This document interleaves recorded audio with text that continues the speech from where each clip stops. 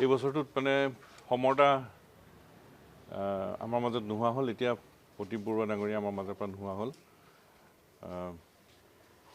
অসমৰ বৌদ্ধিক জগতত তেখেতে সন্মুখৰ পৰা নেতৃত্ব লৈছিল। অসমৰ প্ৰতিটো সংকটত তেখেতে বৌদ্ধিক চিন্তাৰে জাতীয় জীৱনক বাট দেখুৱাইছিল। অসম আন্দোলনৰ পৰা অসমৰ প্ৰতিটো জটিল ক্ষণত সংকটৰ সময়ত বৌদ্ধিক চিন্তাৰে অসমক আগুৱাই নিবৰ বাবে, অসমৰ খিলঞ্জীয়া মানুহক আগুৱাই নিবৰ বাবে সন্মুখৰ পৰা নেতৃত্ব দিছিল, বাট দেখুৱাইছিল। আৰু তেনে এজন ব্যক্তিত্বৰ অধিকাৰী ব্যক্তিক আমি হেৰুৱালোঁ। অসমৰ সমাজ জীৱনৰ অতি ক্ষতি হৈছে।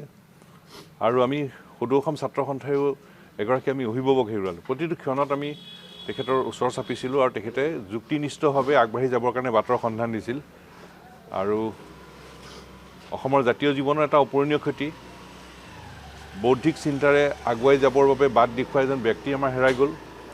আৰু সঁচা অৰ্থত অসমক মনে প্ৰাণে ভাল পায়, অসমৰ খিলঞ্জীয়া মানুহৰ সুৰক্ষিত ভৱিষ্যতৰ বাবে সততে সচেতন হৈ বাটৰ সন্ধান দিয়া এজন ব্যক্তিক হেৰুৱালোঁ। আৰু সদৌ অসম ছাত্ৰ সন্থাই আমি এগৰাকী অভিভাৱক হেৰুৱালোঁ।